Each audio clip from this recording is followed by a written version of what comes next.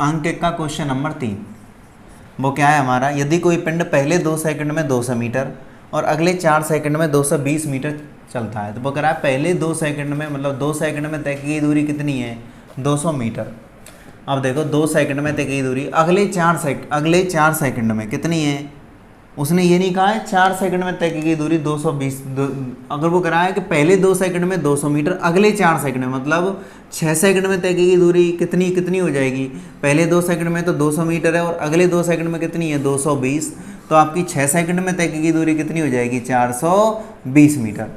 ध्यान रखना इस बात का, यही इंपॉर्टेंट कंसेप्ट है इसमें, क्योंकि पहले 2 सेकंड में जो कड़ है वो कितना है मेरा 200 मीटर और अगले 4 सेकंड में, तो मैं ऐसे मत लिख देना S4 का मतलब है 4 सेकंड में तय की गई दूरी 220। अगर तुमने लिख दिया ना S4 बराबर 2 मीटर, उसने कहा 2 सेकंड में 200 मीटर और अगले 4 सेकंड में 220 मीटर, अगर तुमने इस तरह से लिख दिया तो डेफिनेट आंसर गलत आएगा, क्योंकि उसने ये नहीं कहा है 4 सेकंड में, उसने कहा है अगले 4 सेकंड में। तो अगले 4 सेकंड में 2 और पहले 2 सेकंड में 200, तो टोटल 6 सेकंड में तय की गई दूरी कितनी आएगी 420। Have you understood this problem? And if you understood then definitely it is very easy. अब देखो भाई 2 सेकंड में तय की, पहले 2 सेकंड में जो दूरी है वो कितनी है 220 मीटर, तो S बराबर क्या होता है मेरा UT प्लस हाफ AT का होल स्क्वायर। S बराबर UT कितना है मेरी 200 मीटर दूरी है पहले 2 सेकंड में, U इंटू टी का मान कितना है 2 प्लस हाफ AT का whole square, A into T का मान कितना है 2 सेकंड में, तो 2 का वर्ग 4। अब देखो यहाँ से 2 का मैंने मल्टीप्लाई कर दिया, ये कितना आ जाएगा मेरा, ये 2 आ जाएगा, यहाँ से 4 है तो यहाँ 2 से कैंसिल हो जाएगा, तो ये आ जाएगा 2 से बराबर 2U प्लस 2A। तो 2 का कॉमन ले लो यहाँ से, तो यहाँ से जो वैल्यू आएगी वो 100 बराबर कितनी आ जाएगी U प्लस A। एक इक्वेशन यहाँ से बन गया 100 बराबर U प्लस A। अब देखो मैं कहूँ अगले 6 सेकंड में तय की गई दूरी कितनी है, 6 सेकंड में तय की गई दूरी, तो 6 सेकंड में तय की गई दूरी कितनी है 420, तो 6 सेकंड में तय की गई दूरी 420 है, तो 6 सेकंड में तय की गई दूरी 420 है, तो S बराबर 420 है 6 सेकंड UT, तो U इंटू टी की जगह इस बार कितना आएगा S बराबर UT, टी की जगह 6 आएगा 1/2 A इंटू 6 सेकंड में तो 6 का होल स्क्वायर 36।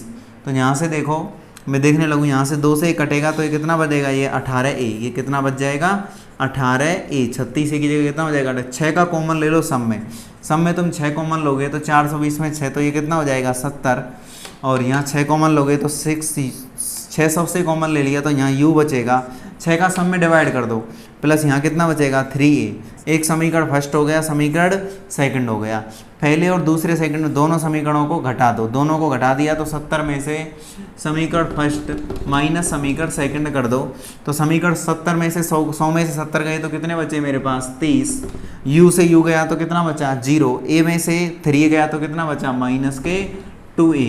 तो यहाँ से मेरा A का जो मान आया वो कितना आया माइनस के 15, कितना आया माइनस के 15 मीटर प्रति सेकंड स्क्वायर A का मान आया। और वो पूछ क्या रहा है, वस्तु का प्रारंभिक वेग होगा, तो U का मान कितना आया था हमारा माइनस के 15, तो मैं प्रारंभिक निकाल सकता हूँ 100 बराबर U प्लस A, तो A का मान -15 तो वो उधर जाएगा, 100 बराबर U प्लस A का मान -15 तो वो इधर जाएगा, तो U बराबर कितना आ जाएगा 115 मीटर प्रति सेकंड। ध्यान रखना लूसेंट में इसमें मिस्टेक है, उसमें दे रखा है 145, लेकिन वो एरर में करेक्शन है, तो ध्यान रखना इस बात का। इसमें जो आंसर है इसका U का मान वो कितना है 115 मीटर प्रति सेकंड।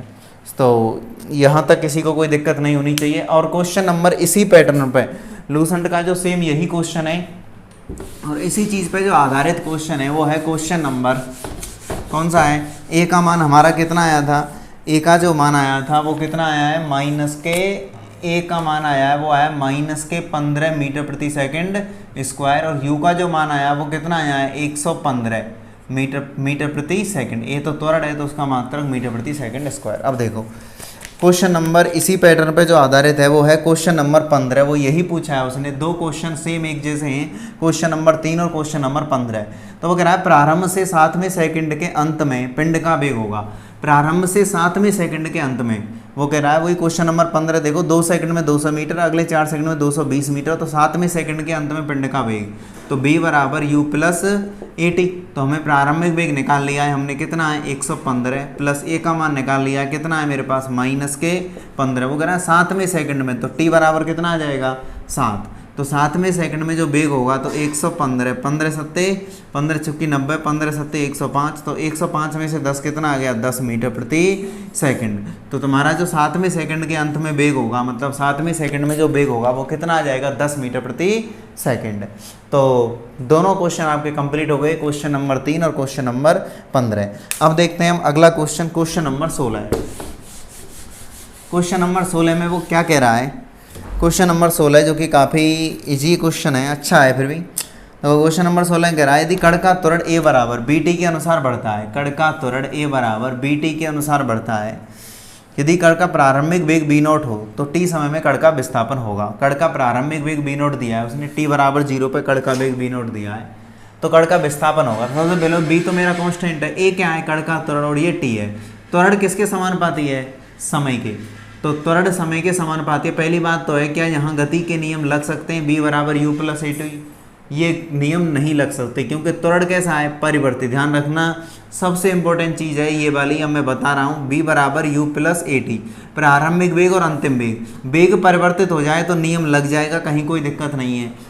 गति के नियम लगाए जा सकते हैं यदि वेग परिवर्तित हो जाए कि 10 से 20 हो गया, 20 से 30 हो गया, लेकिन त्वरण हमेशा यूनिक होता है, सिर्फ एक होता है। कभी देखा है कोई में प्रारंभिक त्वरण इतना है और अंतिम त्वरण इतना है तो बात करो, क्योंकि यहाँ पे जो त्वरण है ना वो कांस्टेंट नहीं है, त्वरण कांस्टेंट नहीं है, वो समय के समानुपाती है। जैसे t बराबर 0 पे देखोगे तो त्वरण कितना आ जाएगा 0, t बराबर 1 सेकंड रखोगे यहाँ पे तो त्वरण कितना आ जाएगा b, और 2 सेकंड पे कितना आ जाएगा 2b, 3 सेकंड पे 3b। तो त्वरण समय के हिसाब से परिवर्ती हो रहा है, और परिवर्ती त्वरण के लिए कभी भी गति के नियम नहीं लगाए जा सकते। हम गति के नियम लगाते हैं तो तुम्हें पता है कौन से, जैसे कण को ऊपर की ओर फेंका तो त्वरण कैसा होता है कांस्टेंट, जिसे हम बोलते हैं a बराबर g, जिसे हम बोलते हैं गुरुत्वीय त्वरण। तो एक चीज़ हमेशा पहले क्वेश्चन करने से पहले जो इंपॉर्टेंट कंसेप्ट है वो सबसे पहले ये है गति के नियम परिवर्ती त्वरण के लिए नहीं लगाए जा सकते। गति के नियम परिवर्ती त्वरण के लिए नहीं लगाए जा सकते, गति के नियम परिवर्ती त्वरण के लिए नहीं लगाए जा सकते। सबसे पहला इंपॉर्टेंट कंसेप्ट तो ये है कि गति के नियम परिवर्ती त्वरण के लिए नहीं लगाए जा सकते। कम इसे नोट डाल के लिखना, law of motion can not be applicable for changeable acceleration या वेरिएबल एक्सेलरेशन। गति के नियम परिवर्तित त्वरण के लिए नहीं लगाए जा सकते। इसके लिए त्वरण कैसा होना चाहिए, कांस्टेंट होना चाहिए। इसके लिए त्वरण कैसा होना चाहिए, कांस्टेंट होना चाहिए, तभी तुम गति के नियमों का इस्तेमाल कर सकते हो। अब तो फिर इसको क्वेश्चन को कैसे करेंगे, सबसे पहले एक और गलती देख लो स्टूडेंट, कौन कौन सी गलती करते हैं। वो क्या करते हैं कि गति के नियम लगा देते हैं इसमें। वो कैसे, वो लिख देते हैं डायरेक्ट s बराबर U T plus half A T का होल स्क्वायर। गुरु जी ए बराबर दिया है bt, तो यह आंसर आ गया s बराबर यू टी प्लस ए की जगह bt रख देते हैं तो क्या बोल देते हैं bt क्यू बाई 2। तो ये ऑप्शन में भी होता है कई बार, तो पहले बिना से समझे। Yes, question paper was very easy and physics was very very easy. जब रिजल्ट आता है तब पता ही नहीं पड़ता क्या था मामला था कि तुम इसके लिए गति के नियम लगा ही नहीं सकते, क्योंकि कण का त्वरण किसके समानुपाती है, समय के समानुपाती है। तो इसके लिए तुम गति के नियम नहीं लगाए जा सकते। अब देख लो अगला जो है ए बराबर जो होता है वो bt है, तो ए को मैं लिखूंगा क्या dv ओवर dt। ए को dv ओवर dt, यहाँ कितना हो गया bt, तो मैं दोनों तरफ समाकलन कर दूंगा तो dv बराबर कितना आ जाएगा bt dt। तो दोनों तरफ मैंने समाकलन किया। तो अब देखो इसने क्वेश्चन में दिया है कि t बराबर 0 पे कण का वेग कितना है b0, उसने दिया है कण का प्रारंभिक वेग b0 है, t बराबर 0 पे। तो t बराबर t पे मैंने मान लिया कण का वेग कितना है b, तो dv का समाकलन कितना हो गया b, bt का समाकलन कितना हो गया यहाँ से bt स्क्वायर बाई dv का समाकलन b, लिमिट लगाई तो ये कितना हो गया b माइनस b0, और bt का समाकलन कितना हो गया bt स्क्वायर बाई 2। अब देखो अगला, यहाँ से मेरा जो इक्वेशन आई वो कौन सी आई, b बराबर b0 bt स्क्वायर बाई 2, ये वाली इक्वेशन मेरी आ गई। अब मुझे ज्ञात करना है क्या, विस्थापन। मुझे क्या ज्ञात करना है, विस्थापन। यहाँ तक कॉपी कर लिया होगा, तुम पॉज कर सकते हो वीडियो को और यहाँ तक कॉपी कर लो। b बराबर कितना आ गया मेरा, b बराबर आया है b0 bt square by 2। b बराबर कितना आया है b0 bt स्क्वायर बाई 2। तो b को क्या लिख सकता हूँ मैं dx ओवर dt बराबर b0 plus bt square by 2।